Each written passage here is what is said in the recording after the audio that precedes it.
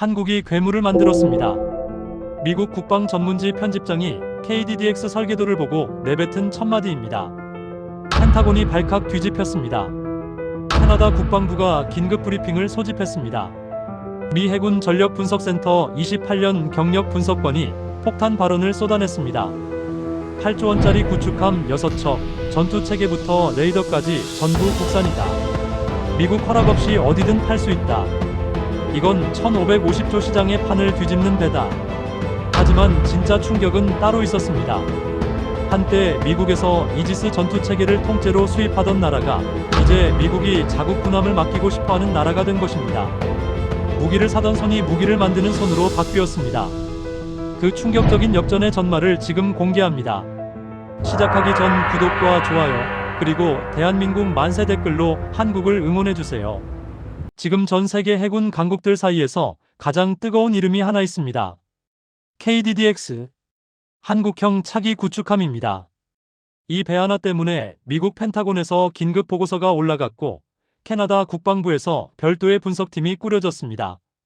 도대체 이 배가 뭐길래 이 난리인 건지 오늘 처음부터 끝까지 낱낱이 파헤쳐 보겠습니다. 이야기를 제대로 이해하려면 먼저 구축함이라는 것이 해군에서 어떤 위치에 있는 배인지부터 알아야 합니다. 해군의 전투함은 크기와 임무에 따라 여러 등급으로 나뉘는데 그 중에서 구축함은 사실상 가장 크고 가장 강력한 전투함입니다. 그 아래에 호위함이라는 등급이 있습니다. 이 둘의 차이가 뭐냐? 해군에서 20년간 함정 설계와 기술 관리 업무를 담당했던 군사 전문가 장현도 씨가 이렇게 설명합니다. 구축함과 호위함의 가장 결정적인 차이는 작전 반경입니다. 호위함은 주로 우리나라 연안, 그러니까 가까운 바다에서 방어 임무를 수행합니다. 반면 구축함은 원양까지 나갈 수 있어요. 수천 킬로미터 떨어진 먼 바다에서 몇 달씩 작전할 수 있는 능력을 갖춘 배가 구축함입니다. 실제 사례를 보면 바로 이해가 됩니다. 지금 충무공이 순신급 구축함이 아프리카 소말리아 근처 아덴만 해역에 파견돼서 해적 소탕 작전을 수행하고 있습니다. 한반도에서 아덴만까지 거리가 얼마나 되는지 아십니까? 편도로만 약 1만 2천 킬로미터입니다.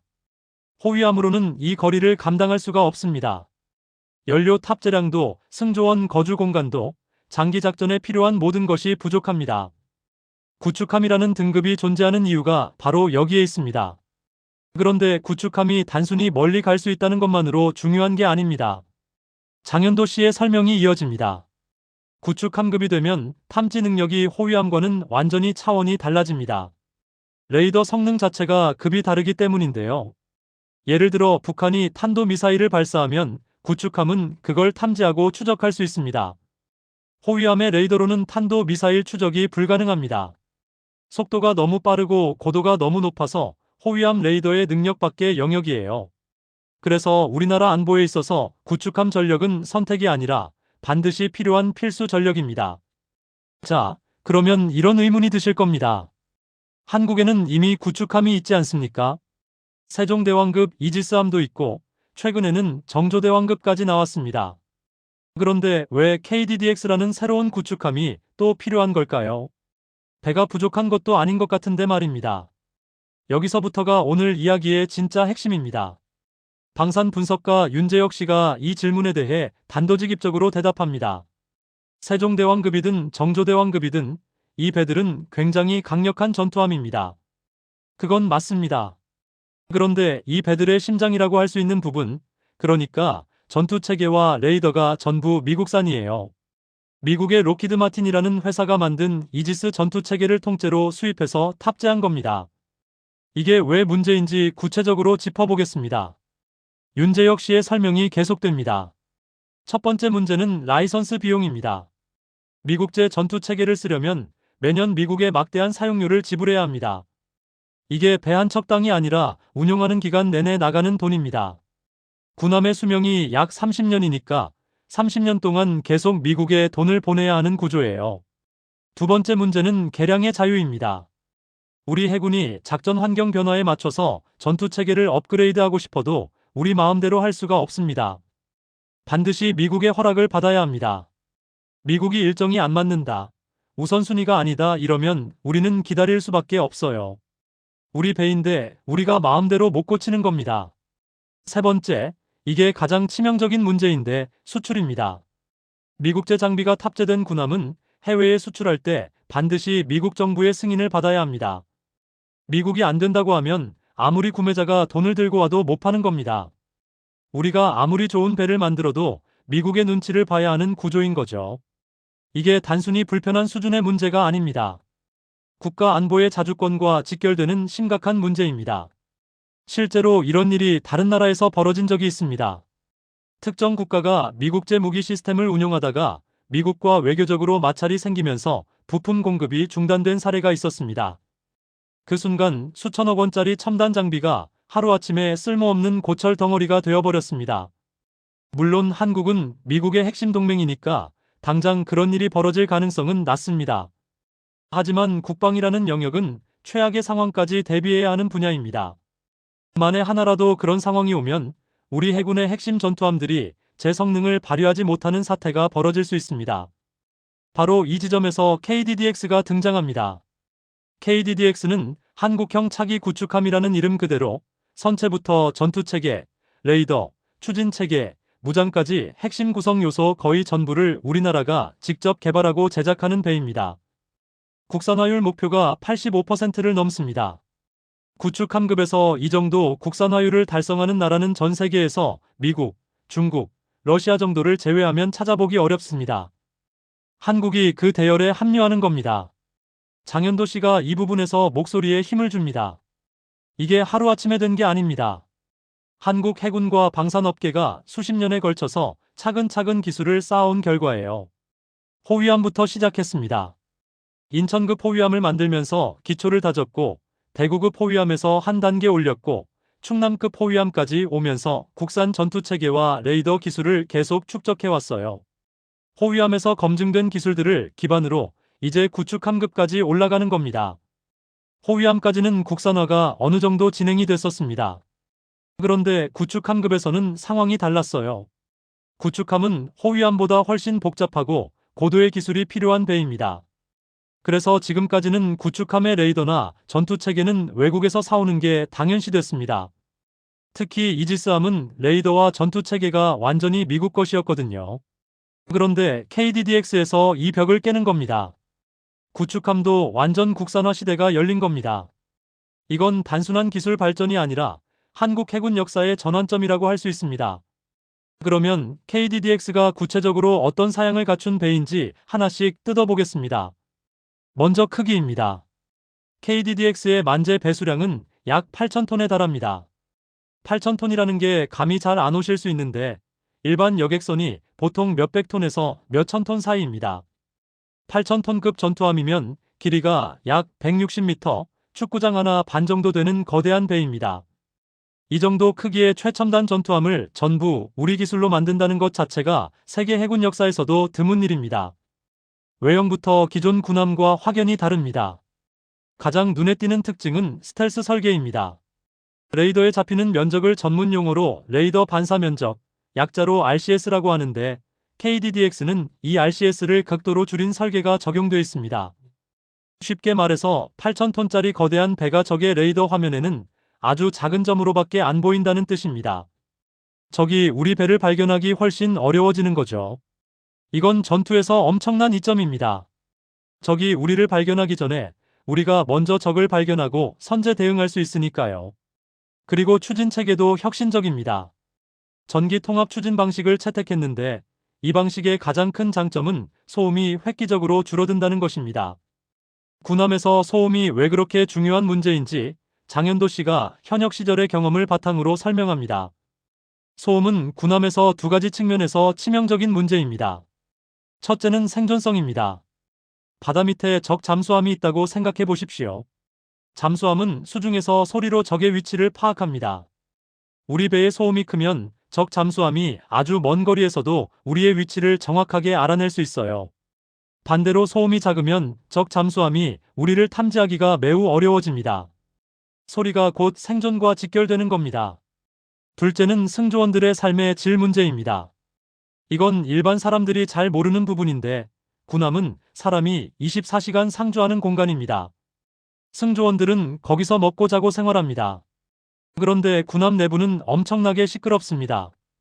엔진이 쉬지 않고 돌아가기 때문에 24시간 내내 굉음이 울려 퍼져요. 몇 달씩 그 소음 속에서 생활하면 귀가 먹먹해지고 수면의 질이 떨어지고 집중력이 저하됩니다.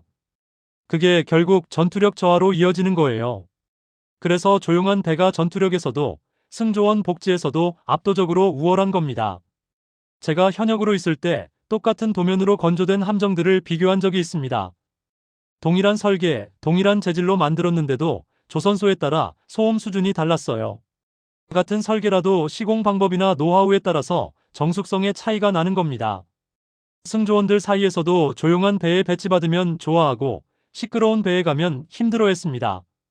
그만큼 소음은 실제로 현장에서 체감되는 중요한 문제입니다. 장현도 씨가 흥미로운 일화를 하나 들려줍니다. 이지스함에 소나돔이라는 장비가 있습니다.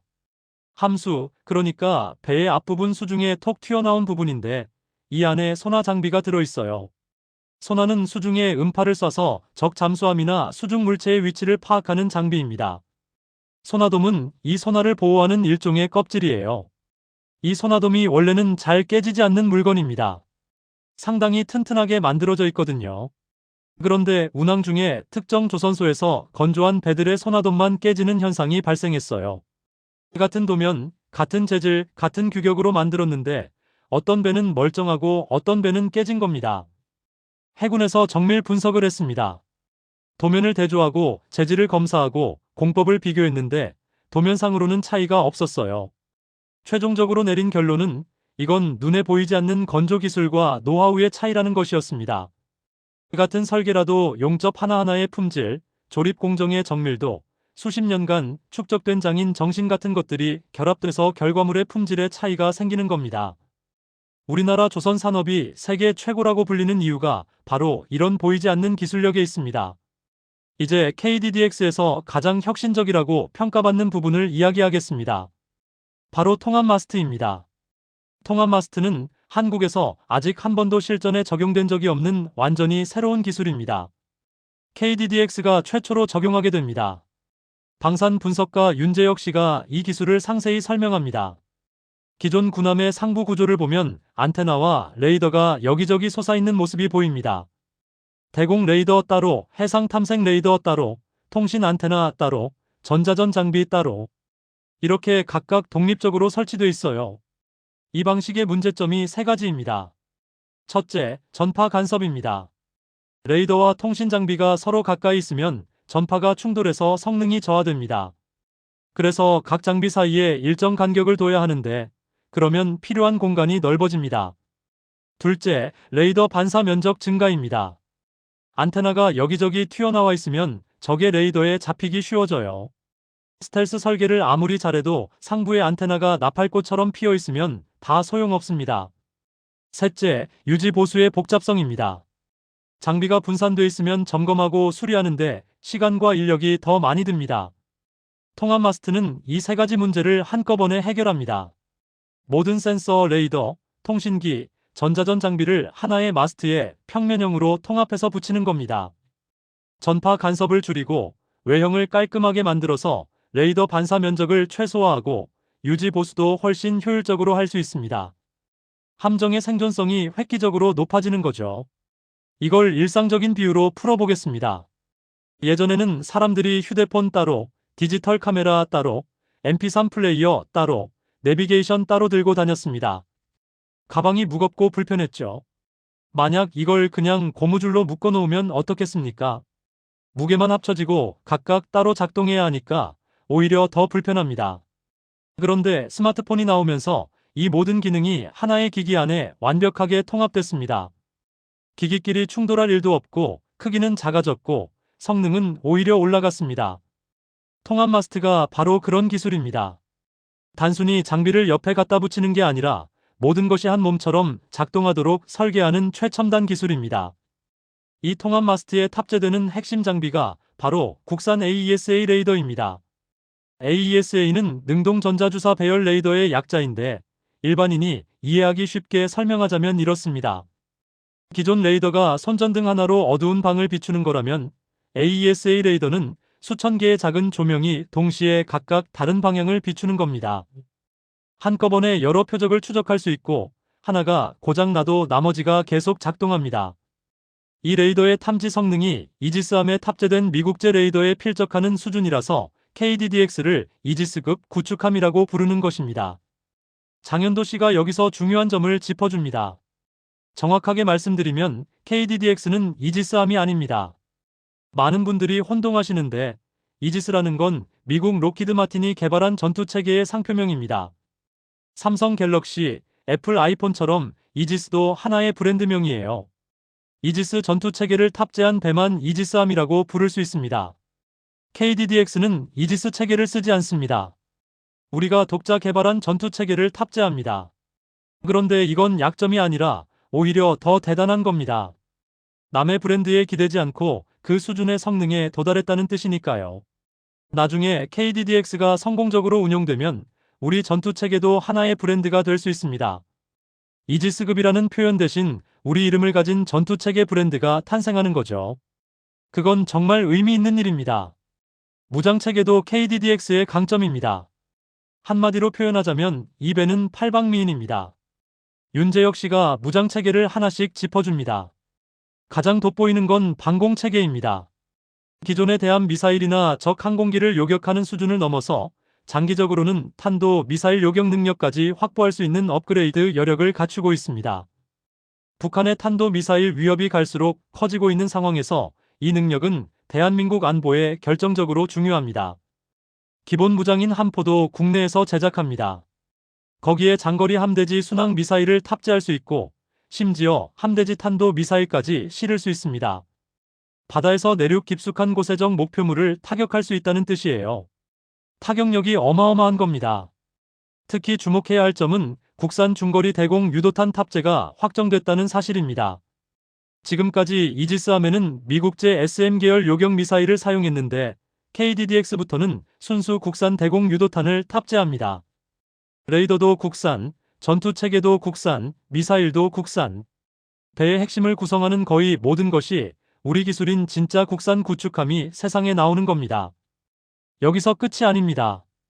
KDDX는 현재 개발이 진행 중이거나 최근 완료된 다양한 차세대 특수 무기들을 유연하게 탑재할 수 있는 확장성을 갖추고 있습니다. 지금 당장의 전투력만 생각한 배가 아니라 앞으로 20년, 30년 뒤에 새로운 무기 체계가 등장해도 그때그때 적용할 수 있는 미래형 플랫폼인 겁니다. 그런데 이 모든 첨단 장비와 무기를 하나의 배에 집어넣는 것만으로는 충분하지 않습니다. 진짜 중요한 건 이것들을 완벽하게 하나로 묶는 기술, 바로 체계 통합입니다. 장현도 씨가 이 부분을 특히 강조합니다. 체계 통합이 제대로 안 되면 어떤 일이 벌어지냐면 이렇습니다. 레이더가 적 미사일을 탐지했습니다. 그 정보가 전투체계 컴퓨터로 넘어가야 합니다. 전투체계가 위협을 분석하고 최적의 요격 수단을 선택해야 합니다. 그리고 선택된 미사일의 발사 명령이 내려가야 합니다. 이 과정이 초단위로 이루어져야 해요. 적대함 미사일이 음속의 몇 배로 날아오는 상황에서 몇 초만 지체돼도 우리 배가 피격됩니다. 체계 통합이 완벽하면 이 모든 과정이 자동으로 일사천리로 진행됩니다. 레이더가 탐지하는 순간 전투체계가 판단하고 미사일이 발사대를 떠나는 데까지 걸리는 시간이 최소화됩니다. 반대로 체계 통합이 미흡하면 정보 전달에 지연이 생기고 장비 간 호환이 안 되는 구간이 발생하고 그 틈 사이로 적의 공격이 들어옵니다. 체계 통합의 수준이 곧 그 함정의 전투력을 결정한다고 해도 과언이 아닙니다. 자, 이제 KDDX가 수출 시장에서 왜 그토록 주목받고 있는지 살펴보겠습니다. 답은 명확합니다. 미국의 허락이 필요 없다는 것. 이 한 가지가 모든 것을 바꿉니다. 윤재혁 씨가 이 대목에서 목소리에 힘을 줍니다. 한국 방산 수출의 역사에서 해군 함정 수출이 유독 제한적이었던 이유가 있습니다. 미국제 전투체계나 무기가 탑재된 함정은 제3국에 수출할 때 미국 국무부의 승인이 필수입니다. 이걸 업계에서는 서드파티 트랜스퍼, 제3자 이전 규정이라고 부릅니다. 동남아시아 어떤 국가가 한국산 군함을 사고 싶다고 해도 그 안에 미국제 장비가 하나라도 들어있으면 미국 정부가 동의해야 거래가 성사됩니다. 미국이 지정학적 이유로 거절하면 그 사업은 날아가는 겁니다. 그런데 KDDX는 전투체계도 국산, 레이더도 국산, 핵심 무장도 국산입니다. 미국의 수출 통제를 받을 장비가 거의 없어요. 우리 정부가 독자적으로 판단해서 수출 여부를 결정할 수 있습니다. 이건 한국 해군 함정 수출 역사에서 완전히 새로운 장을 여는 일입니다. 실제로 지금 글로벌 해군 함정 시장은 그 규모가 상상을 초월합니다. 미국만 놓고 봐도 향후 30년간 함정 건조와 유지 보수에 투입될 예산이 약 1,500조 원을 넘는 것으로 추산되고 있습니다. 문제는 미국 자체 조선소의 건조 역량이 이 수요를 도저히 따라가지 못하고 있다는 겁니다. 미국 조선소들은 인력 부족과 시설 노후화로 납기를 제때 맞추지 못하는 상황이 만성적으로 이어지고 있습니다. 이 때문에 미국 의회에서는 동맹국 조선소에서 미 해군 함정을 건조하는 것을 허용하는 법안이 발의됐습니다. 그 최우선 후보로 거론되는 나라가 바로 한국입니다. 그리고 캐나다가 있습니다. 캐나다는 현재 약 65조 원 규모의 차세대 잠수함 도입 사업을 추진하고 있습니다. 단일 방산 사업으로는 세계 최대 규모 중 하나입니다. 캐나다 국방부는 한국의 조선 기술력, 납기 준수 능력, 그리고 가격 경쟁력에 깊은 관심을 보이고 있으며 한국은 이 사업의 최종 후보군에 올라 있습니다. 한국 정부도 이 사업을 국가 전략 수출 프로젝트로 격상시켜서 범정부 차원의 지원에 나서고 있는 상황입니다. KDDX의 성공은 이런 대형 수출 사업에서 결정적인 레퍼런스가 됩니다. 장현도 씨의 설명입니다. 군함 수출 시장에서 가장 중요한 게 레퍼런스, 즉 실적입니다. 구매국 입장에서는 실제로 운용되고 있는 배를 보고 판단하거든요. KDDX가 성공적으로 건조되고 해군에서 제대로 운용되면 그게 바로 살아있는 카탈로그가 됩니다. 전투 체계부터 레이더까지 전부 국산인 이지스급 구축함을 운용하는 나라. 이보다 강력한 영업수단은 없습니다. 게다가 KDDX가 성공하면 이 배를 기반으로 고객 국가의 요구에 맞는 다양한 파생형을 제안할 수 있어요. 어떤 나라는 방공 능력을 강화한 버전을 원할 수 있고 어떤 나라는 대잠 능력에 특화된 버전을 원할 수 있습니다. KDDX라는 기본 플랫폼이 있으면 이런 맞춤형 제안이 가능해집니다. 마지막으로 한 가지 더 짚어야 할 부분이 있습니다. 군함은 한번 건조되면 약 30년간 운용됩니다. 30년이면 그 기간 동안 지속적으로 유지 보수와 성능 개량을 해야 합니다. 업계에서는 이걸 MRO라고 부르는데 이 유지 보수 사업의 총 규모가 건조비에 맞먹거나 심지어 그보다 더 클 때도 있습니다. KDDX를 수출한다는 건 배 한 척을 파는 일회성 거래가 아닙니다. 30년짜리 장기 서비스 계약을 함께 수주하는 것과 같습니다. 이게 방산 기업들이 함정 사업에 사활을 거는 진짜 이유입니다. 윤재혁 씨가 정리합니다. KDDX는 단순히 한 척의 군함이 아닙니다. 한국 방산 역사에서 가장 중요한 전환점이 될 배입니다. 미국에 종속됐던 시대에서 완전히 독립하는 첫 번째 국산 구축함이고 그 독립이 곧 수출 경쟁력이 되는 시대를 여는 배입니다. 미국이 한국의 군함 건조를 맡기고 싶어하고 캐나다가 수십조 규모의 사업에서 한국을 후보로 올려놓은 것도 다 이유가 있습니다. 한국의 조선 기술과 방산 역량이 세계 최정상급이라는 걸 모두가 인정하기 시작한 겁니다. KDDX는 그 인정의 결정판이 될 배입니다. 그런데 이렇게 대단한 배가 지금 제대로 만들어지고 있느냐? 여기서부터 이야기가 달라집니다. KDDX는 지금 2년이 넘게 표류하고 있습니다. 한국 해군 역사상 최대 규모의 함정 사업이 한국 방산의 미래를 좌우할 핵심 프로젝트가 법정 다툼과 보안 문제와 정치적 논란 속에서 꼼짝도 못하고 멈춰 있는 겁니다. 도대체 무슨 일이 벌어진 건지 처음부터 짚어보겠습니다. KDDX 사업의 전체 규모는 약 8조 5천억 원입니다. 6,000톤급 차세대 구축함 6척을 전부 국내 기술로 설계하고 건조하는 사업입니다. 이 안에는 연구개발비 약 2조 원, 척당 건조비 약 9,400억 원, 그리고 각종 장비 구매 비용이 포함되어 있습니다. 해군이 추진하는 단일 함정 사업으로는 역대 최대입니다. 이 사업은 함정을 만드는 과정이 단계별로 나뉘어 있습니다. 방위사업청 관계자 서정우 씨가 그 구조를 설명합니다. 함정 건조 사업은 크게 4단계로 진행됩니다. 첫 번째가 개념 설계입니다. 어떤 배를 만들 것인지 큰 그림을 그리는 단계죠. 두 번째가 기본 설계입니다.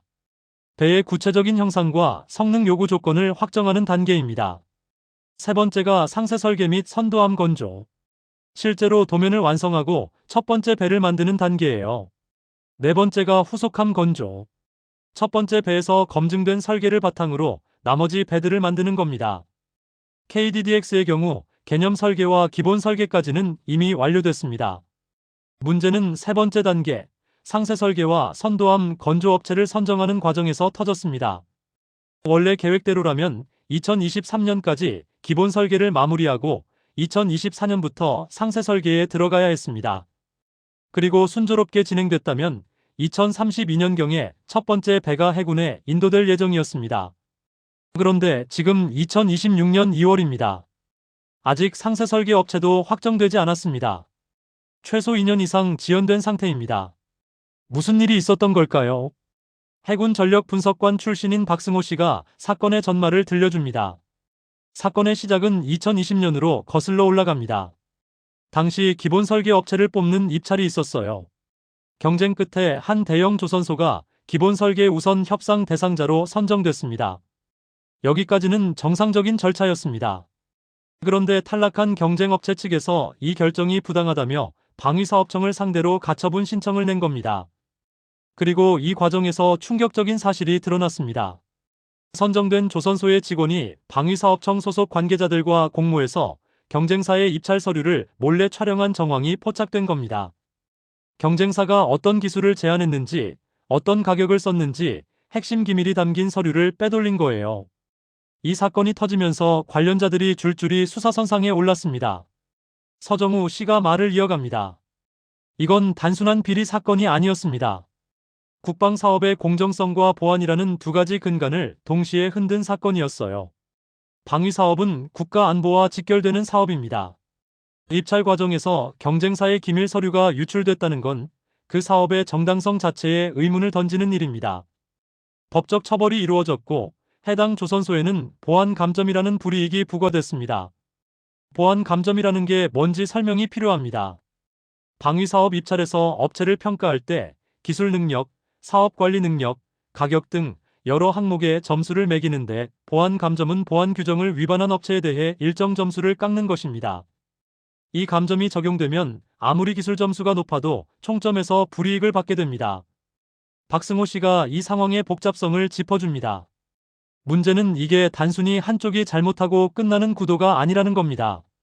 기본 설계를 맡았던 조선소 입장에서는 이미 수년간 설계 작업을 수행했기 때문에 상세 설계도 자신들이 맡아야 한다고 주장합니다. 기본 설계 데이터를 가장 잘 이해하고 있는 건 자기들이니까 연속성 측면에서 당연하다는 논리예요. 반면 경쟁업체 측에서는 기밀 유출이라는 명백한 보안 위반이 있었는데 그 업체에 계속 사업을 맡기는 건 말이 안 된다고 반발합니다. 공정하게 다시 경쟁을 시켜야 한다는 입장이죠. 양쪽 다 나름의 논리가 있는 상황이었기 때문에 방위사업청도 쉽게 결론을 내리지 못했습니다. 이 공방이 2년 가까이 이어졌습니다. 그 사이에 여러 차례 위원회가 열리고 다양한 방안이 검토됐지만 결론이 나지 않았습니다. 수의계약으로 기존 업체에 맡기자, 경쟁 입찰로 다시 붙이자, 아니면 두 업체가 공동으로 설계하게 하자. 이렇게 세 가지 안이 테이블 위에 올라왔는데 어느 하나로 의견이 모이지 않은 겁니다. 서정우 씨가 당시 분위기를 전합니다. 솔직히 말씀드리면 방위사업청 내부에서도 의견이 갈렸습니다. 사업의 연속성과 효율성을 중시하는 측은 기본 설계 업체에 바로 상세 설계를 맡겨야 한다고 했고, 공정성과 원칙을 중시하는 측은 보안 위반이 있었는데 그냥 넘어가면 선례가 된다고 반대했습니다. 양쪽 다 틀린 말은 아니었어요. 그래서 결정이 계속 미뤄진 겁니다. 그런데 이 지연이 단순히 행정 절차가 늦어진 수준의 문제가 아닙니다. 해군의 전력 공백으로 직결되는 심각한 문제예요. 현재 해군이 운용 중인 구축함들은 수명이 정해져 있습니다. 낡은 배를 퇴역시키고 새 배로 교체해야 하는 시점이 다가오고 있는데 KDDX가 계속 지연되면 전력에 구멍이 생기게 됩니다.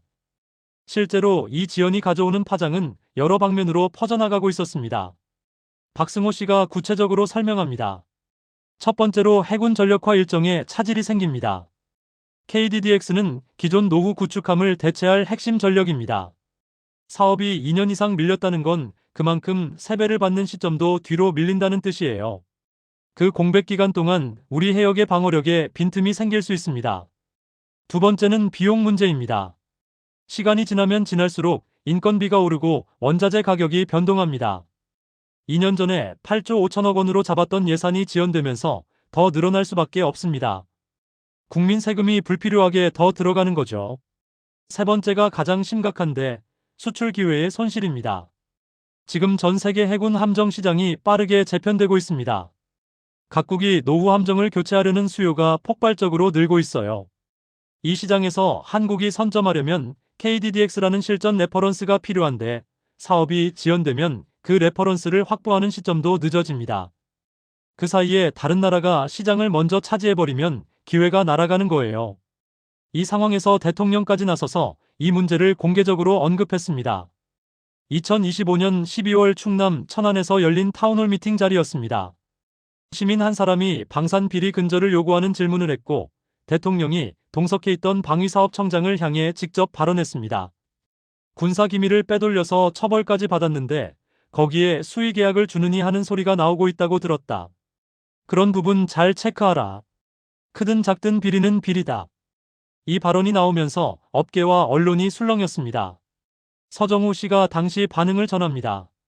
대통령이 특정 사업을 직접 언급한 건 아니었지만 상황상 KDDX를 지목한 것이라는 해석이 지배적이었습니다. 대통령의 발언이 나온 시점이 방위사업추진위원회의 최종 결정을 불과 며칠 앞둔 시점이었거든요. 이 발언이 최종 결정에 어떤 영향을 미쳤는지는 공식적으로 확인된 바는 없지만 분명히 분위기에 변화를 준 건 사실입니다. 그리고 2025년 12월 22일 드디어 방위사업추진위원회가 최종 결론을 내렸습니다. 결론은 경쟁 입찰이었습니다. 기존 기본 설계 업체에 바로 맡기는 수의 계약도 아니고 두 업체가 함께하는 공동 설계도 아닌 처음부터 다시 경쟁을 시키겠다는 결정이었습니다. 박승호 씨가 이 결정의 의미를 분석합니다. 경쟁 입찰로 결정됐다는 건 두 조선소가 각각 상세 설계 제안서를 제출하고 방위사업청과 해군이 기술력, 사업관리 능력, 가격, 보안 등을 종합평가해서 승자를 가리겠다는 뜻입니다. 가장 공정한 방식이라고 할 수 있어요. 하지만 동시에 가장 시간이 오래 걸리는 방식이기도 합니다. 이 결정으로 인해서 사업이 또 1년 정도 더 지연되는 상황이 됐습니다. 방위사업청은 2026년 상반기 안에 우선 협상 대상자를 선정하고 연말까지 최종 계약을 체결하겠다는 목표를 세웠습니다. 2026년 2월에 예비 설명회를 열어서 일정과 절차를 공유했고 이제 진짜 본 게임이 시작된 겁니다. 경쟁 입찰이 결정되면서 방위사업청은 공정한 경쟁 환경을 만들기 위한 조치도 함께 발표했습니다. 서정우 씨가 그 내용을 전합니다. 가장 중요한 조치는 정보 비대칭을 줄이는 것이었습니다. 기본 설계를 맡았던 조선소는 당연히 설계 데이터를 보유하고 있으니까 경쟁에서 유리할 수밖에 없습니다. 그래서 방위사업청이 주요 요구사항 문서를 경쟁 참여업체 모두에게 사전 열람하도록 조치했어요. 한쪽만 정보를 갖고 있는 불균형을 최소화하겠다는 취지입니다. 그리고 이번 입찰에서 가장 중요한 평가 기준은 기술력과 공급망 관리 능력입니다. KDDX에는 통합 마스트, 국산 AESA 레이더, 국산 전투체계 등 첨단 장비가 대거 탑재됩니다. 이 장비들을 제때 확보해서 체계 통합까지 완벽하게 수행할 수 있는 능력을 증명해야 합니다. 단순히 배를 잘 만든다는 것만으로는 부족해요. 수백 개의 협력업체로부터 부품과 장비를 접기에 납품받고 이것들을 하나의 시스템으로 통합하는 전체 프로세스를 관리할 수 있어야 합니다. 그런데 여기서 가장 큰 우려가 남아 있습니다. 바로 승복의 문제입니다. 박승호 씨가 이 부분을 깊이 있게 분석합니다. KDDX 사업이 왜 2년이나 표류했는지 근본 원인을 돌아보면 결국 한쪽이 결과를 받아들이지 않았기 때문입니다. 처음에 한 업체가 선정됐을 때 경쟁 업체가 불복했고 그 과정에서 기밀 유출 문제까지 터지면서 상황이 걷잡을 수 없이 복잡해진 거예요.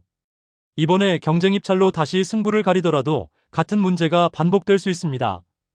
두 조선소 사이에 쌓인 감정이 적지 않습니다. 어느 쪽이 이기든 진 쪽에서 납득하지 못하고 또다시 이의를 제기하면 사업은 또 밀려요. 그때 가서 다시 1년, 2년 지연되면 해군 전력화 일정은 더 망가지고 수출 기회는 더 멀어집니다. 기술적으로는 사실 크게 걱정할 부분이 없습니다. KDDX에 들어갈 핵심 기술들, 전투체계나 레이더 같은 것들은 배 자체의 건조와 별도로 개발이 진행되고 있고 생각보다 꽤 순조롭게 진전되고 있어요. 인천급, 대구급, 충남급 호위함을 만들면서 이미 실전 적용해온 기술들이기 때문에 성숙도가 상당히 높습니다. 문제는 기술이 아니라 사람입니다. 두 기업이 결과를 받아들이고 앞으로 나아갈 수 있느냐? 이게 KDDX 사업의 가장 큰 변수입니다. 이 문제가 왜 이렇게까지 첨예한지 이해하려면 KDDX 사업이 두 조선소에게 어떤 의미인지를 알아야 합니다. 서정우 씨가 그 배경을 설명합니다. 단순히 8조 5천억 원짜리 사업 하나를 따느냐 마느냐의 문제가 아닙니다. 물론 8조 5천억 원도 엄청난 금액이에요. 하지만 진짜 중요한 건 이 사업 뒤에 연결된 미래 먹거리입니다. KDDX는 한국형 첨단 기술의 집약체이자 핵심 플랫폼입니다. 이 배를 만든 조선소는 앞으로 한국이 건조하는 차세대 수상 전투함의 기반 기술을 사실상 독점하게 됩니다. 향후에 나올 후속 구축함이나 신형 호위함도 KDDX를 베이스로 개발될 가능성이 높거든요. 한번 기반을 잡으면 수십 년간 이어지는 사업인 겁니다. 그리고 해외 수출 시장에서의 주도권 문제가 있습니다. KDDX를 건조한 실적이 있는 조선소가 수출 사업에서도 절대적으로 유리합니다. 구매국 입장에서는 실제로 이지스급 구축함을 만들어 본 조선소를 선호할 수밖에 없으니까요. 글로벌 해군 함정 시장에서 한국의 수출 주도권을 누가 쥐느냐가 이 사업에 달려 있다고 해도 과언이 아닙니다. 마지막으로 유지보수 사업의 규모입니다. 아까도 말씀드렸지만 군함은 한번 건조되면 약 30년간 운용됩니다. 그 30년 동안 정기적인 유지보수, 성능 개량, 부품 교체가 계속 이루어져야 해요. 이 MRO 사업의 총 규모가 건조비와 맞먹거나 더 큰 경우도 흔합니다. 건조업체가 유지보수까지 맡는 게 일반적이니까 KDDX를 따내면 30년짜리 장기 수익원을 확보하는 거나 마찬가지입니다. 박승호 씨가 덧붙입니다. 그러니까 이 사업을 놓고 두 조선소가 이렇게 치열하게 싸우는 게 어찌 보면 당연한 겁니다. 사활이 걸린 문제예요. 이기면 수십 년간의 먹거리를 확보하고 지면 그 기회를 통째로 경쟁사에 넘겨주는 겁니다. 단일 사업의 승패가 기업의 방산 사업 미래를 결정짓는 상황이니까 물러설 수가 없는 거죠. 문제는 이 치열한 경쟁이 건전한 기술 경쟁을 넘어서 법정 다툼과 정치적 공방으로 번졌다는 점입니다. 경쟁 자체는 좋은 겁니다. 경쟁을 통해서 더 좋은 배가 나올 수 있으니까요. 하지만 그 경쟁이 사업 자체를 2년 넘게 마비시킨 건 누구에게도 도움이 안 됩니다. 가장 큰 피해를 보는 건 국민과 해군입니다. 지금 상황을 정리해 보겠습니다. 2026년 2월 11일 방위사업청이 예비설명회를 열면서 KDDX 사업이 본궤도에 올랐습니다. 두 조선소는 이제 각각 상세 설계 제안서를 준비해야 합니다. 방위사업청의 일정에 따르면 올해 봄에 제안서를 접수받고 심사를 거쳐 상반기 안에 우선 협상 대상자를 선정한 뒤 연말까지 최종 계약을 체결한다는 계획입니다. 서정우 씨가 앞으로의 전개를 전망합니다. 일정대로 가면 올봄에 양사가 상세 설계 제안서를 제출하고 방위사업청과 해군이 기술력, 공급망 관리 사업 수행 능력, 보안 등을 종합평가해서 여름 전에 승자를 결정합니다. 그리고 연말까지 계약을 완료하는 게 목표입니다. 이 일정이 지켜지려면 두 가지가 필수적입니다. 첫째, 양사가 평가 과정의 공정성을 신뢰해야 합니다. 방위사업청이 정보 비대칭을 줄이기 위한 조치를 취한 것도 이 때문이에요. 둘째, 결과가 나온 뒤에 진 쪽이 승복해야 합니다. 이에 제기나 법적 분쟁이 또 시작되면 사업은 다시 수렁에 빠질 겁니다. 개인적으로는 이번에는 결론이 날 거라고 조심스럽게 전망합니다. 이유가 있어요. 첫째, 이미 2년이라는 시간을 허비했기 때문에 더 이상 지연을 용납할 수 없는 분위기가 형성됐습니다. 해군도 방위사업청도 정치권도 업계도 모두 이 사업이 더 밀리면 안 된다는 공감대가 있어요. 둘째, 대통령이 직접 이 문제를 공개적으로 언급했기 때문에 방위사업청으로서도 더 이상 결정을 미루기 어려운 상황입니다. 셋째, 국제 정세가 급박하게 돌아가고 있습니다. 주변국들의 해군력 증강이 가속화되고 있어서 우리 해군도 전력 공백을 더 이상 감당할 수 없는 상태거든요. 박승호 씨는 다만 한 가지 우려를 덧붙입니다. 기술적 측면에서는 큰 문제가 없을 겁니다. 아까도 말씀드렸지만 KDDX의 핵심 기술들은 이미 호위함 건조를 통해서 상당 수준의 성숙도를 확보했습니다.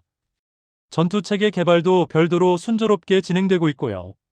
배 자체를 건조하는 능력에 대해서도 두 조선소 모두 세계 최정상급이라는데 이견이 없습니다.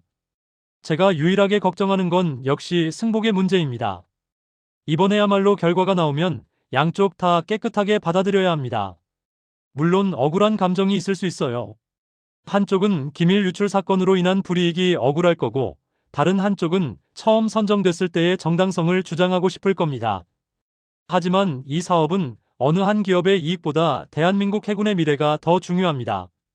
누가 이기든 이건 대한민국이 만드는 배입니다. 이 배가 제때 완성돼야 우리 바다를 지킬 수 있고, 수출 시장에서 승부할 수 있고, 방산 강국으로서의 위상을 지킬 수 있습니다. 두 조선소가 이것을 잊지 않았으면 합니다.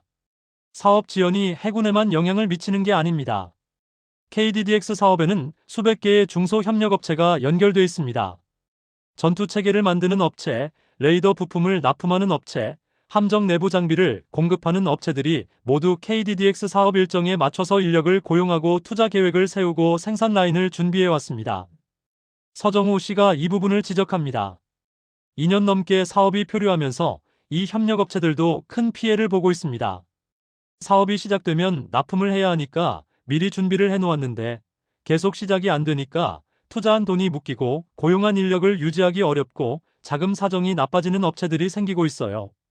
대기업 조선소야 버틸 체력이 있지만 중소협력업체들은 사정이 다릅니다.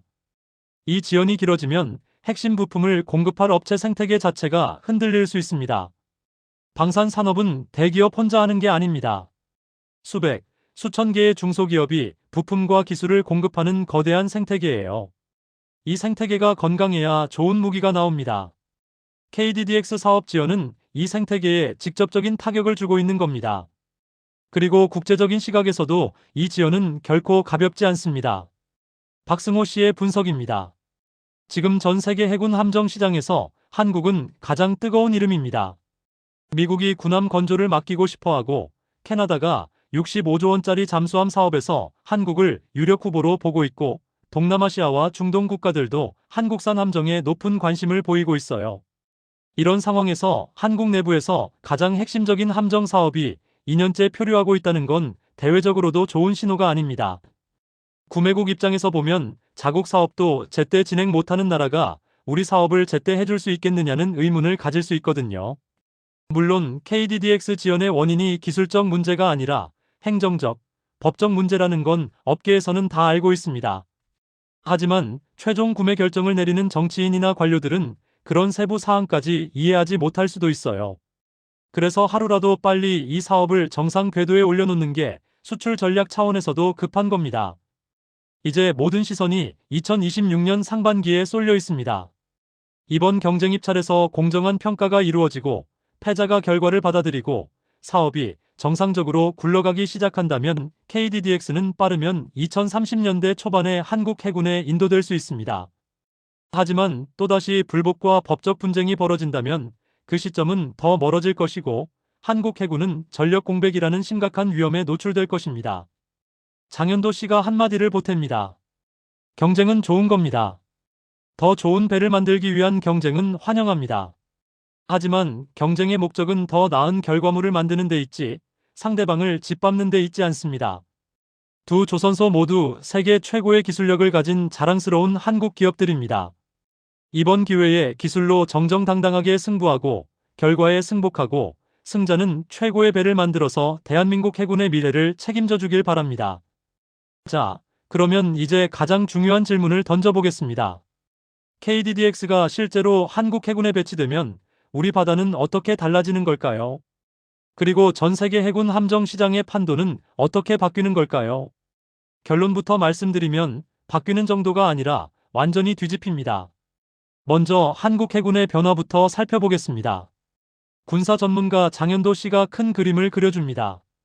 KDDX가 도입되면 한국 해군의 구축함 전력은 양적으로나 질적으로나 이전과는 비교할 수 없는 수준으로 도약합니다. 현재 한국 해군은 세종대왕급 이지스함 3척, 정조대왕급 이지스함이 건조 중이고 충무공 이순신급 구축함 6척을 운용하고 있습니다. 여기에 KDDX 6척이 추가되면 구축함 전력만 15척이 넘는 대함대가 구성됩니다. 아시아에서 이 정도 구축함 전력을 보유한 나라는 중국과 일본 정도밖에 없습니다. 그런데 숫자보다 더 중요한 게 질적 변화입니다. 기존 이지스함은 성능은 훌륭하지만 미국 시스템에 종속돼 있었습니다. 개량을 하려면 미국 일정에 맞춰야 했고 미국이 승인한 범위 안에서만 가능했어요. 하지만 KDDX는 전투 체계가 국산이기 때문에 우리가 원하는 시점에 우리가 원하는 방향으로 자유롭게 업그레이드할 수 있습니다. 전장 환경이 변하면 즉시 대응할 수 있는 유연성을 갖추게 되는 겁니다. 이 유연성이라는 게 실전에서 얼마나 결정적인 차이를 만드는지 구체적인 시나리오로 설명해 보겠습니다. 박승호 씨가 가상의 상황을 제시합니다. 가령 주변국이 새로운 형태의 초음속 대함 미사일을 개발했다고 합시다. 기존에 없던 새로운 위협이 등장한 겁니다. 미국제 전투 체계를 쓰는 배라면 이 새 위협에 대응하기 위해서 미국의 소프트웨어 업데이트를 요청해야 합니다. 미국이 자국 이지스함의 업데이트를 먼저 하고 나서야 동맹국 차례가 돌아오거든요. 그 사이에 몇 달 심하면 몇 년이 걸릴 수 있어요. 반면 KDDX는 다릅니다. 우리 연구진이 새로운 위협을 분석하고 대응 알고리즘을 개발해서 전투 체계에 바로 적용할 수 있습니다. 미국의 승인을 기다릴 필요가 없어요. 위협이 나타나면 즉시 대응하는 체계를 갖추게 되는 겁니다. 이게 전시 상황에서 얼마나 큰 차이를 만드는지는 설명이 필요 없을 겁니다. 한국 해역의 특수성도 KDDX의 중요성을 더욱 부각시킵니다. 장현도 씨가 지정학적 환경을 분석합니다. 한반도 주변 해역은 세계에서 가장 복잡하고 위험한 바다 중 하나입니다. 북쪽에는 핵과 탄도 미사일로 위협하는 북한이 있고 서쪽에는 해군력을 역사상 가장 빠른 속도로 확장하고 있는 중국이 있습니다. 동쪽에는 섬나라의 이점을 살려 해상전력 현대화에 사활을 걸고 있는 일본이 있어요. 이 세 방향의 위협에 동시에 대응해야 하는 나라는 전 세계에서 한국이 유일합니다. 중국의 해군력 증강 속도는 정말 놀라운 수준입니다. 지금 중국 해군은 함정 숫자 기준으로 이미 세계 최대 규모입니다. 미국 해군보다 배가 더 많아요. 물론 개별 함정의 성능은 미국이 앞서지만 양적 팽창의 속도가 무섭습니다. 특히 55형 구축함 같은 대형 전투함을 매년 여러 척씩 건조해서 취역시키고 있어요. 이건 아시아 해양 안보의 판도를 근본적으로 바꾸는 움직임입니다. 일본도 만만치 않습니다. 일본은 원래 해상자위대라는 이름 아래 세계 최정 상급 해군력을 유지해 왔는데 최근 몇 년 사이에 방위비를 대폭 증액하면서 해상전력 현대화에 본격적으로 속도를 내고 있습니다. 이즈모급 경항공모함 운용, 최신형 이지스함 추가 건조 등 공격적인 전력 증강을 진행 중이에요. 이런 환경에서 한국 해군이 질적 우위를 유지하려면 KDDX 같은 최첨단 국산 구축함이 반드시 필요합니다. 남의 기술에 의존해서는 이 경쟁에서 이길 수 없어요. 우리 기술로 우리 위협에 맞춤 대응할 수 있는 플랫폼, 그게 바로 KDDX입니다. 해군 전력의 변화만이 아닙니다.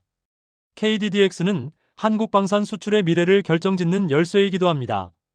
지금 전 세계 해군 함정 시장에서 벌어지고 있는 일들을 보면 그 그림이 선명해집니다.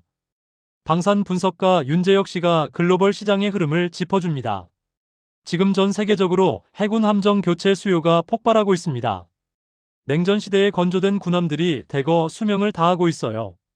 유럽, 동남아시아, 중동, 남미, 캐나다, 호주, 어디를 가든 새 군함이 필요합니다. 이 시장의 총 규모가 향후 20년간 수백조 원에 달할 것으로 추산됩니다. 특히 구축함급 시장이 다시 뜨거워지고 있습니다. 한동안 구축함보다 작고 저렴한 호위함 위주로 시장이 움직였는데 최근 들어 각국이 고성능 구축함에 대한 수요를 다시 늘리고 있어요. 이유가 뭐냐면 위협의 성격이 변했기 때문입니다. 초음속 미사일, 무인 공격 체계, 탄도미사일 같은 고도의 위협에 대응하려면 호위함급으로는 역부족이고 구축함급의 탐지 능력과 방공 능력이 필요합니다. 이 시장에서 한국의 경쟁력은 이미 상당합니다. 한국 조선소들은 세계 최고 수준의 건조 품질, 탁월한 납기 준수율, 합리적인 가격을 무기로 상선 시장에서 압도적인 1위를 차지하고 있습니다. 이 역량을 군함 시장에 그대로 적용하면 경쟁자들을 압도할 수 있어요. 실제로 그렇게 되고 있고요. 여기서 미국 이야기를 하지 않을 수 없습니다. 미국 국방 전문 매체에서 활동하는 기자 마이클 브레넌 씨가 미국 측의 시각을 전해줍니다. 미국 해군은 지금 심각한 위기에 처해 있습니다.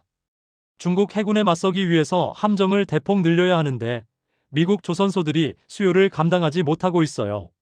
미국 내 군함 건조 조선소가 사실상 몇 곳으로 줄어든 상태이고 그마저도 인력 부족과 시설 노후화로 납기를 지키지 못하는 일이 반복되고 있습니다. 새 잠수함 한 척 만드는데 예정보다 몇 년씩 늦어지는 게 일상이 될 정도예요. 이런 상황에서 미국 의회와 국방부 안에서 동맹국 조선소를 활용해야 한다는 목소리가 커지고 있습니다. 전통적으로 미국은 자국 군함을 해외에서 건조하는 것을 법으로 금지해 왔어요. 번스 톨레프슨법이라는 법률인데 미 해군 함정은 미국 내 조선소에서만 만들 수 있도록 규정하고 있습니다. 그런데 이 법에 예외를 두는 법안이 발의됐고 동맹국 조선소에서 일부 함정을 건조하는 것을 허용하는 방향으로 논의가 진행되고 있습니다. 이 논의에서 한국은 가장 유력한 파트너로 거론됩니다. 이유는 명확합니다. 세계 최고의 조선 기술력, 압도적인 건조 속도, 미국의 핵심 동맹국이라는 지정학적 위치. 이 세 가지를 동시에 갖춘 나라는 한국밖에 없습니다. 마이클 브레넌 씨가 흥미로운 분석을 덧붙입니다. 미국 해군 내부에서는 한국의 KDDX에 대한 관심이 상당히 높습니다. 미국이 차세대 호위함 사업을 추진하고 있는데 미국 국내 조선소들의 역량으로는 원하는 일정에 맞추기 어렵다는 평가가 나오고 있어요. 그래서 동맹국의 설계와 기술을 참고하거나 심지어 동맹국 조선소에서 건조하는 방안까지 검토되고 있습니다. 한국의 KDDX와 일본의 모가미급이 유력 후보로 거론되는데 기술적 완성도와 확장성 면에서 KDDX가 우세하다는 분석이 많습니다. 한때 미국에서 이지스 전투체계를 사와야 했던 한국이 이제는 미국이 한국의 기술력을 필요로 하는 시대가 된 겁니다. 이건 불과 20년 전만 해도 상상할 수 없었던 일이에요. 한국 방산의 성장 속도가 얼마나 경이로운지를 보여주는 단적인 사례입니다. 캐나다의 상황도 주목할 필요가 있습니다. 윤재혁 씨가 캐나다 잠수함 사업의 현황을 전합니다. 캐나다는 현재 차세대 순찰 잠수함 프로젝트, 약자로 CPSP라고 부르는 대형 사업을 추진하고 있습니다. 잠수함 12척을 도입하는 사업인데 추산 규모가 약 65조 원입니다. 단일 방산 사업으로는 캐나다 역사상 최대이고 전 세계적으로도 손꼽히는 초대형 프로젝트입니다. 이 사업에서 한국이 최종 경쟁에 참여하고 있습니다. 한국 정부가 이 사업을 국가 전략 수출 프로젝트로 격상시켜서 범정부 차원의 지원을 쏟아붓고 있어요. 대통령 비서실장이 직접 캐나다를 방문하고 방산 특사단이 파견됐고 한국 조선 기업들이 캐나다 현지 기업들과 양해각서를 체결하는 등 총력전을 벌이고 있습니다. 캐나다 측이 한국에 관심을 갖는 이유가 분명합니다. 한국은 잠수함 건조 실적이 있고 납기 준수 능력이 검증돼 있고 기술 이전에도 유연한 자세를 보이고 있어요. 게다가 한국이 제시한 잠수함의 잠항 시간이 경쟁국보다 3배 길고 납품 일정도 3년 이상 빠르다는 분석이 나오고 있습니다. 이게 사실이라면 경쟁에서 결정적인 우위를 점할 수 있는 요소들입니다. 여기서 KDDX와의 연결고리가 생깁니다. KDDX로 증명되는 한국의 국산 전투체계 기술력, 통합 마스트 기술, 체계 통합 역량은 잠수함 사업에서도 신뢰의 근거가 됩니다. 수상함이든 수중함이든 핵심은 전투체계와 센서의 통합이거든요. KDDX에서 이걸 성공적으로 해낸다면 캐나다를 비롯한 전 세계 구매국들에게 한국의 기술력을 입증하는 가장 강력한 증거가 됩니다. 장현도 씨가 더 넓은 시야에서 전망합니다. KDDX의 성공이 가져올 파급 효과를 한번 정리해 보겠습니다. 첫째, 한국 해군이 미국 시스템 종속에서 벗어나 자주적 전력 운용이 가능해집니다.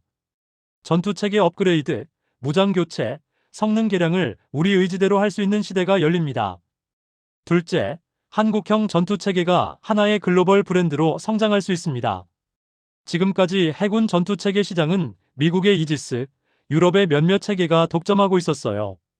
KDDX의 전투체계가 실전에서 검증되면 한국형 전투체계가 제3의 선택지로 떠오릅니다. 특히 미국이나 유럽의 정치적 영향에서 자유로운 전투체계를 원하는 국가들에게 매력적인 대안이 될 수 있습니다. 셋째, 한국 조선 산업의 부가가치가 한 단계 올라갑니다. 지금까지 한국 조선소들은 상선 건조에서는 세계 1위였지만 군함 시장에서의 수출 실적은 상대적으로 제한적이었어요. 군함은 상선보다 부가가치가 훨씬 높습니다. KDDX를 기반으로 군함 수출이 본격화되면 한국조선 산업 전체의 수익 구조가 고도화됩니다. 넷째, 방산 협력업체 생태계가 강화됩니다. KDDX에는 수백 개의 국내 중소기업이 부품과 기술을 공급합니다. 이 배가 성공적으로 건조되고 수출까지 이어지면 이 기업들도 함께 성장합니다. 일자리가 늘어나고 기술이 축적되고 방산 생태계 전체가 튼튼해지는 선순환이 시작되는 겁니다. 박승호 씨가 전략적 관점에서 한 가지를 더 짚습니다. KDDX가 특별히 중요한 이유가 하나 더 있습니다. 이 배가 성공하면 앞으로 건조되는 모든 한국형 수상 전투함의 모체가 된다는 점입니다. 해군이 미래의 새로운 구축함이 필요할 때 KDDX를 기반으로 확대 개량하면 됩니다. 더 큰 배가 필요하면 KDDX의 선체를 확대하고 무장을 강화한 상위 버전을 만들 수 있고, 특정 임무에 특화된 배가 필요하면 KDDX에서 일부 장비를 바꿔서 파생형을 만들 수 있어요. 이건 수출 시장에서도 마찬가지입니다. 어떤 나라는 방공 능력이 강한 배를 원하고, 어떤 나라는 대잠 능력에 특화된 배를 원하고, 어떤 나라는 가격이 저렴한 중형 함정을 원합니다. KDDX라는 기본 플랫폼이 있으면 이 모든 요구에 맞춤형으로 대응할 수 있습니다. 하나의 플랫폼에서 수십 가지 변형이 가능한 거예요. 이게 바로 플랫폼 사업의 위력입니다. 실제로 세계적인 방산 강국들은 이 플랫폼 전략으로 수출 시장을 장악해왔습니다. 독일의 MEK호그 포위함이 대표적인 사례인데, 하나의 기본 설계에서 수십 가지 버전을 만들어서 전 세계에 수출했습니다. KDDX가 성공하면 한국도 같은 전략을 구사할 수 있게 됩니다. 아니, 기술 수준으로 보면 그것 이상도 가능합니다. 이제 시야를 한국방산 전체로 넓혀보겠습니다. K방산은 지금 역사상 가장 뜨거운 시기를 보내고 있습니다. 윤재혁 씨가 전체적인 흐름을 정리합니다. 한국 방산 수출은 2022년에 약 173억 달러를 기록하면서 세계를 놀라게 했습니다. 2006년에 겨우 2억 5천만 달러 수준이었던 것과 비교하면 불과 16년 만에 약 70배 성장한 겁니다. 이런 성장세를 보이는 산업은 전 세계 어디에서도 찾아보기 어렵습니다. 그리고 이 성장은 주로 육상무기 체계에서 이루어졌어요. K9 자주포, K2 전차, 천무 다연장 로켓 같은 육상 장비가 폴란드를 비롯한 유럽 국가들에 대량 수출되면서 K방산의 이름을 알렸습니다. 하지만 해상 분야, 그러니까 군함 수출은 아직 본격적으로 꽃을 피우지 못한 영역입니다. KDDX는 이 상황을 바꿀 수 있는 결정적인 카드입니다. 육상에서의 성공을 해상으로 확장하는 교두보 역할을 하는 거죠. 한국이 이지스급 구축함을 국산 기술로 만들 수 있다는 걸 증명하면 해군 함정 시장에서 한국의 위상은 완전히 달라집니다. 마이클 브레넌 씨가 외국의 시각에서 한국 방산의 위치를 평가합니다. 미국 방산업계에서 한국은 이제 단순한 무기 구매국이 아니라 강력한 경쟁자이자 필수적인 파트너로 인식되고 있습니다. 한국산 무기의 품질이 미국이나 유럽 제품에 필적하면서도 가격은 합리적이고 무엇보다 납기를 철저하게 지킨다는 평판이 확고해졌어요. 납기 준수가 왜 중요하냐면 방산 시장에서 납기를 지키는 나라가 생각보다 드물기 때문입니다. 유럽 방산 기업들의 납기 지연은 거의 관행처럼 굳어져 있거든요. 한국이 KDDX를 성공시키고 캐나다 잠수함 사업까지 수주한다면 한국은 명실상부한 글로벌 방산 강국 톱4 안에 들어서게 됩니다. 미국, 러시아, 프랑스와 어깨를 나란히 하는 거예요. 이건 불과 20년 전만 해도 누구도 예상하지 못한 시나리오였습니다. 마지막으로 이 모든 이야기를 관통하는 핵심을 정리하겠습니다. 장현도 씨가 마무리 발언을 합니다. KDDX는 단순히 배 한 척의 이야기가 아닙니다.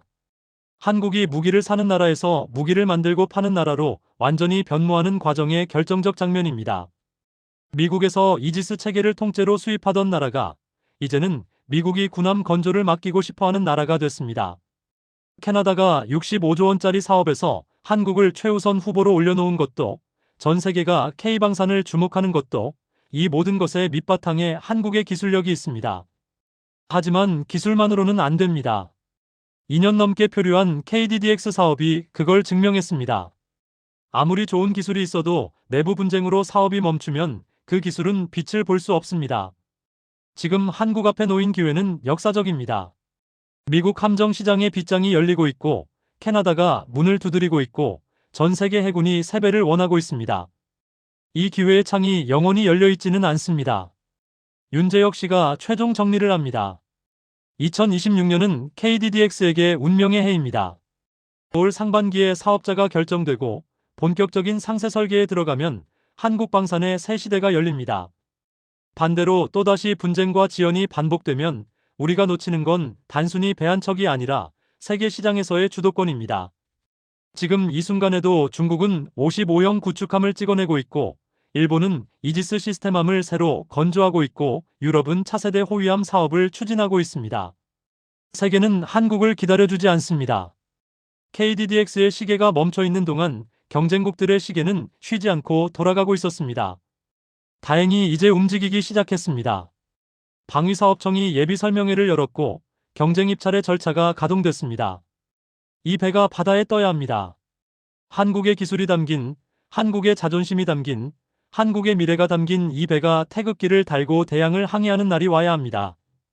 그리고 저는 그날이 반드시 올 거라고 믿습니다. 박승호 씨가 마지막 한마디를 남깁니다. 전 세계가 한국의 바다를 지켜보고 있습니다. KDDX가 성공적으로 건조되어 대한민국 해군의 깃발 아래 항해하는 그날, 세계는 한국을 더 이상 무기를 사는 나라가 아니라 바다의 질서를 만드는 나라로 기억하게 될 겁니다. 우리에겐 그 자격이 있습니다. 그 기술이 있습니다. 이제 필요한 건 하나로 뭉치는 의지뿐입니다.